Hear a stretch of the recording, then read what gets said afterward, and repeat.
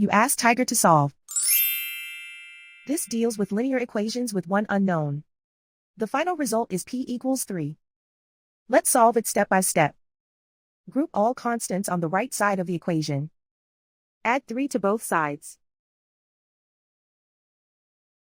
Simplify the arithmetic.